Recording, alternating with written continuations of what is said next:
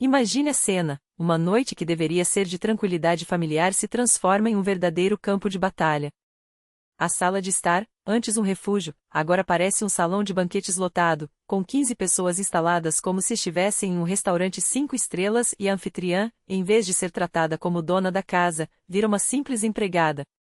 Enquanto ela se esgotava entre a cozinha e a sala, tentando agradar a todos, a única recompensa que recebeu foi um insulto humilhante, proferido em voz alta, sem piedade: preguiçosa, suína. E o pior: quem lançou essa frase não foi um estranho, mas a própria sogra, diante de todos, como se fosse um troféu de crueldade.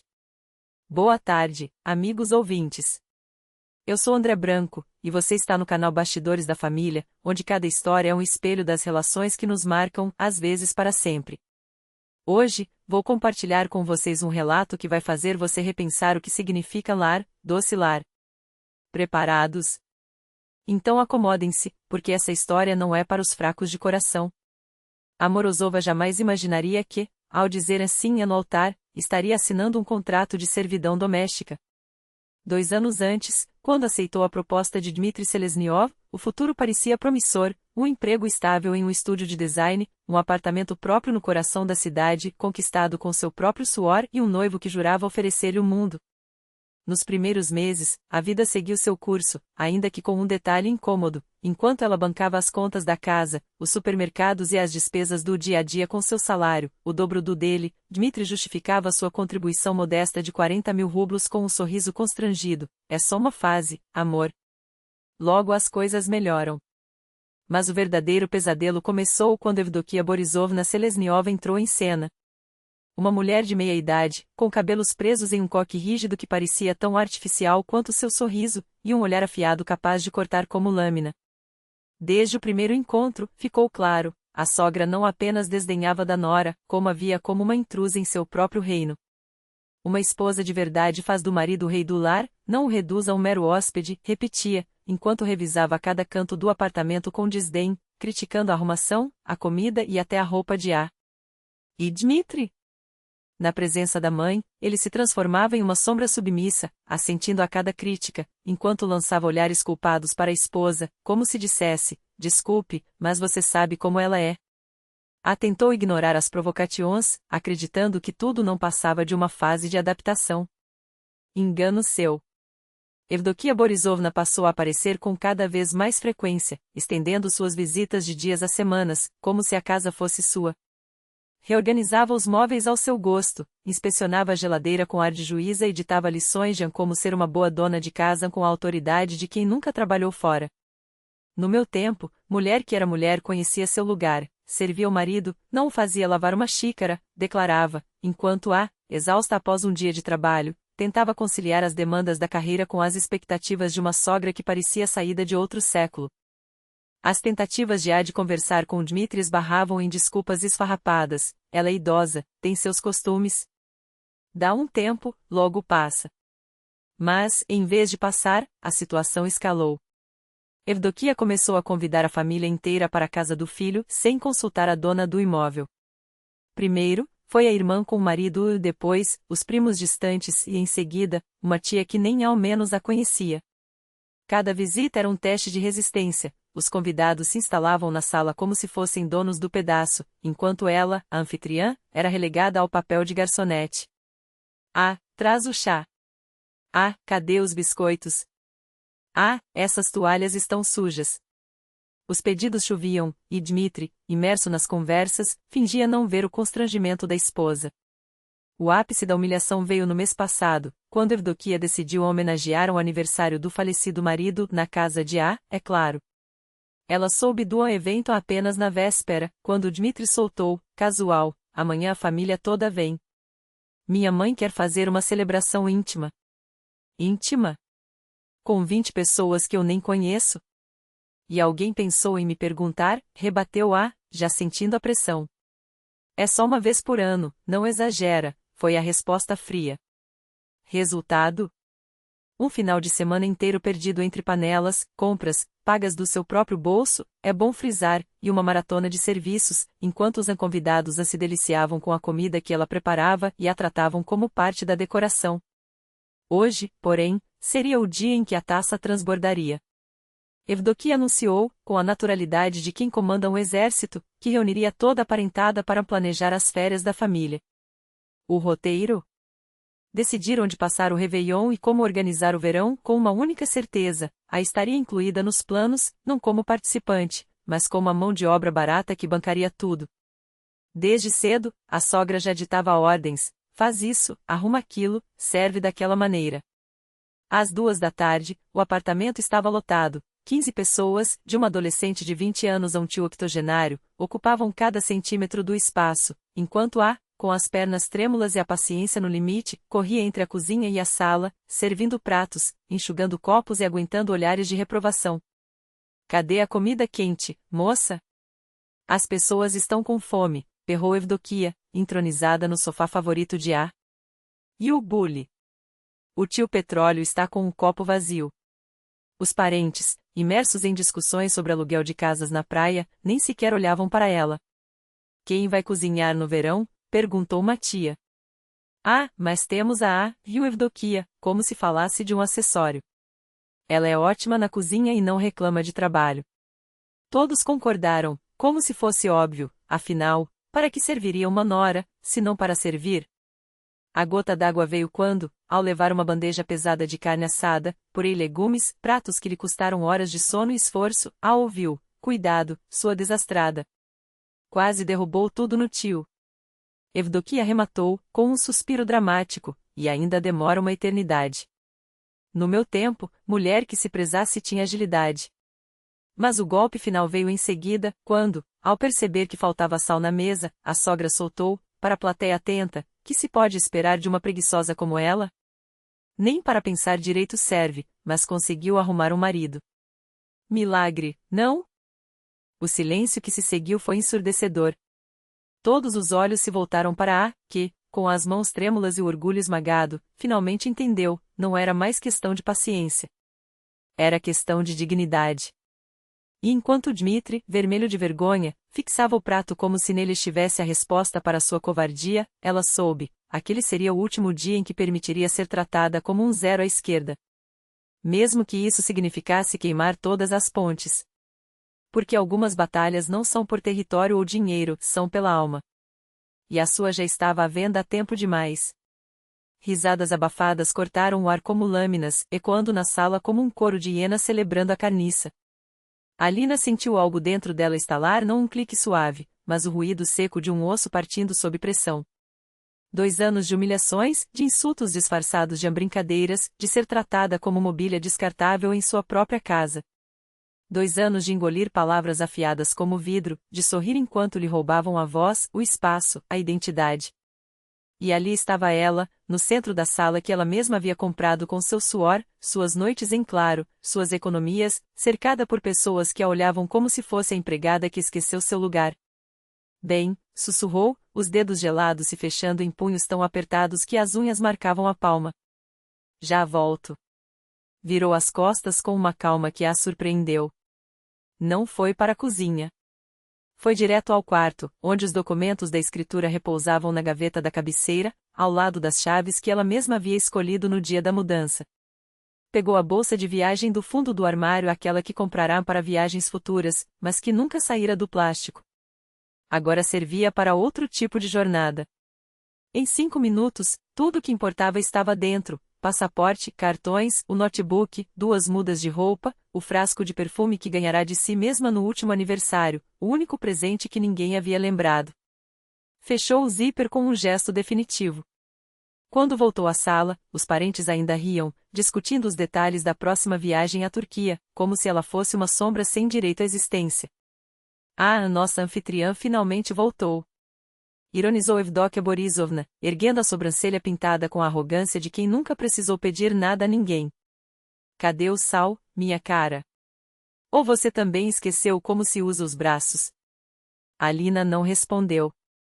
Caminhou até o centro da sala e deixou a bolsa cair no chão com um baque surdo. Tirou as chaves do bolso e as depositou sobre a mesa de centro, bem na frente da sogra, como se fossem um troféu envenenado. Aqui está o que você pediu. A voz saía firme, quase estranha em sua própria boca. As chaves da minha casa. O silêncio que se seguiu foi tão denso que dava para cortar com a faca que eles tanto exigiam que ela usasse. Evdokia Borisovna piscou, como se a realidade tivesse dado um solavanco violento. Que palhaçada é essa? A voz da mulher tremia entre a fúria e o pânico. Você perdeu a cabeça, menina? Não. Alina sorriu, e foi o sorriso mais perigoso que já dera na vida. Eu a recuperei. Se eu sou uma porca preguiçosa que só atrapalha seu precioso almoço de família, então é melhor eu sair do caminho. Fiquem à vontade. Fez um gesto teatral com as mãos. Cozinhem vocês mesmos. Limpeza? Também. Planejamento de férias? Idem. Afinal, esta casa é sua agora. Como assim? Dmitri tentou se levantar, mas suas pernas pareciam de gelatina. Alina, pelo amor de Deus. Ah, querido marido. Ela se virou para ele, e pela primeira vez em anos, olhava nos olhos sem baixar a cabeça. Esqueceu do pequeno detalhe? A escritura está no meu nome. Comprada antes do casamento, com meu dinheiro. Então, a pergunta é, inclinou-se levemente, como se compartilhasse um segredo, onde vocês vão morar quando a conta de luz vier? Evdokia Borisovna explodiu. Levantou-se tão rápido que a cadeira caiu com estrondo. Como você ousa? O dedo trêmulo apontava para Alina como uma arma. Expulsar a família do seu marido? Você não tem vergonha? Eu não estou expulsando ninguém. Alina pegou a alça da bolsa com uma calma que a assustava. Estou me retirando. Podem ficar o tempo que quiserem. Só não se esqueçam, olhou para o relógio, a conta de água vence dia 10. São 4.000 rublos. Divirtam-se. Quando tentou passar, a sogra bloqueou a porta, os olhos injetados de ódio. Você não sai daqui. Gritou. Dmitri é seu marido. Ele tem direitos. Tem? Alina riu, uma risada curta e sem alegria. Ele teve 2 anos para agir como um. Em vez disso, assistiu a mãe me tratar como lixo. Agora? Encostou-se na parede, cruzando os braços, agora ele pode aprender a passar roupa. Evdokia Borisovna tentou agarrá-la pelo braço, mas Alina esquivou-se com um movimento tão natural que a mulher tropeçou. 2 décadas de crossfit não eram só para estética. Dmitri. Uivou a sogra, como se invocasse um deus falho. Você vai deixar essa vadia falar assim comigo? Ele se levantou, as mãos suadas, a camisa colada nas costas. Alina, por favor. Não se atreva.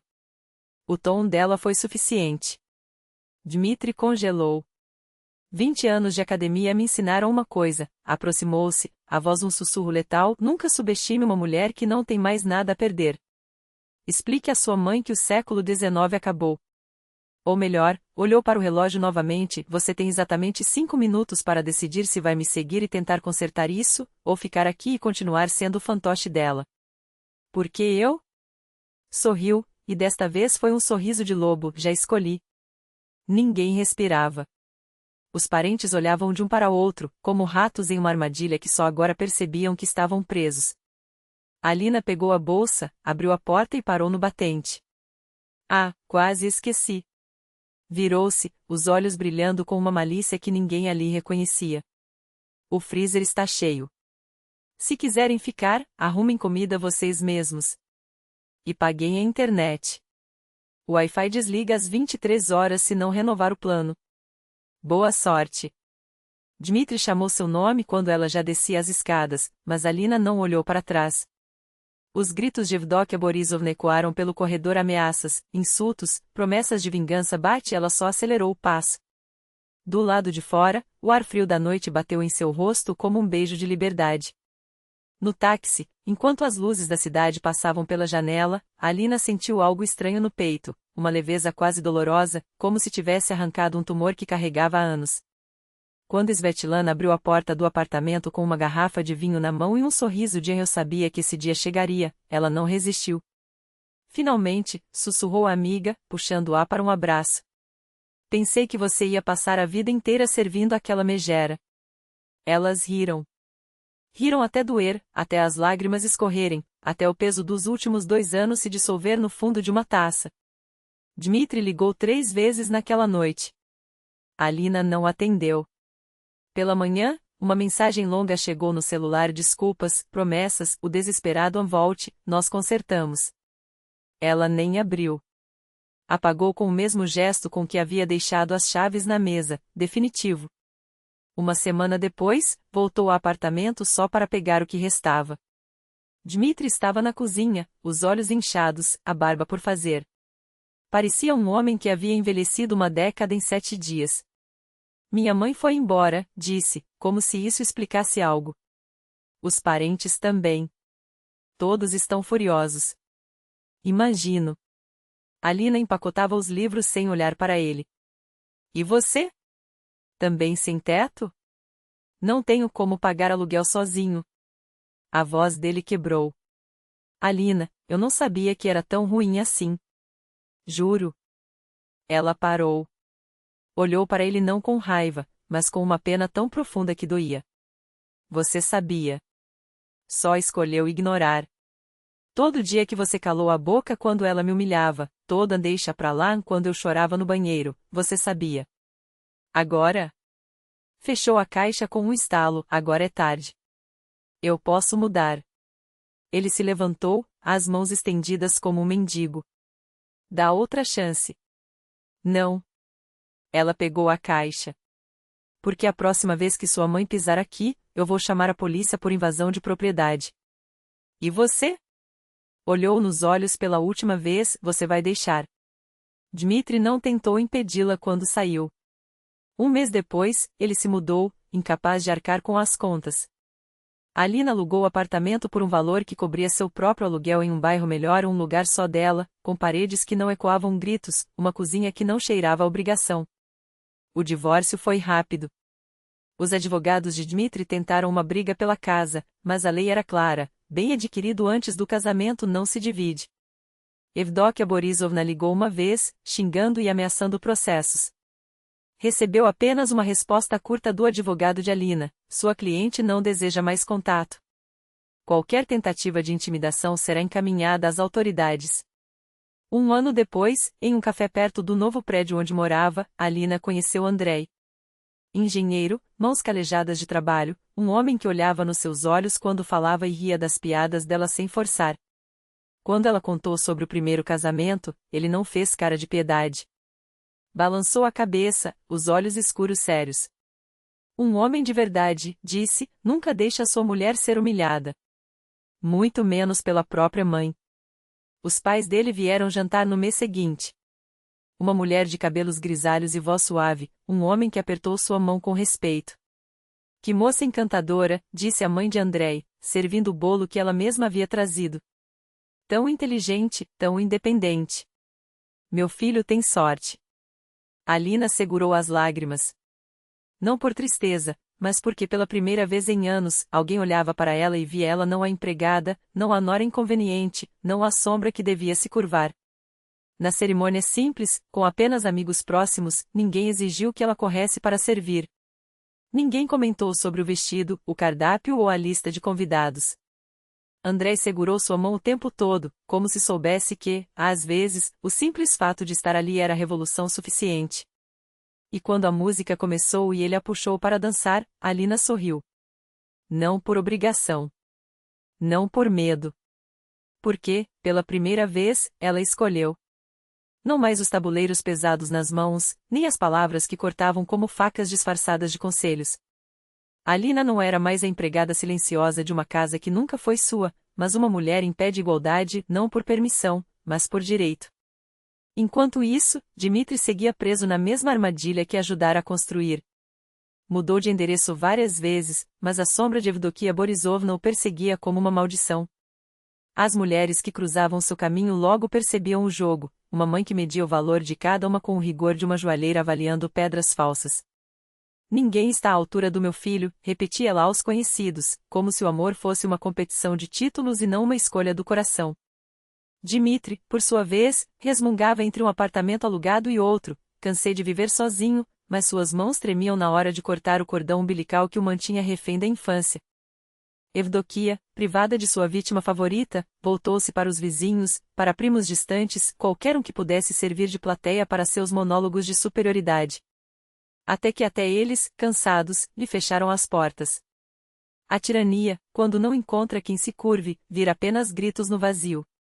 As pessoas passaram a evitá-la não por medo, mas por nojo. Um destino irônico para quem passará a vida medindo os outros pela régua de seu próprio ego. Das notícias que chegavam até Alina, sempre por terceiros, sempre em tom de fofoca barata, ela não guardava nem curiosidade. Aquela vida não lhe pertencia mais. Havia construído algo novo, sólido, onde o respeito não era moeda de troca, mas fundação. 3 anos depois do divórcio, entre risos e noites em claro, nasceu seu filho. Quando André o segurou pela primeira vez, com aquelas mãos grandes e cuidadosas que já haviam resgatado tantas vezes, ela soube, a chave que jogará fora naquele dia não abria apenas uma porta. Abria um futuro. Às vezes, é preciso ter a coragem de queimar pontes para que a fumaça não sufoque o amanhã. Alina aprendeu isso da maneira mais difícil e, justamente por isso, colheu a recompensa mais doce.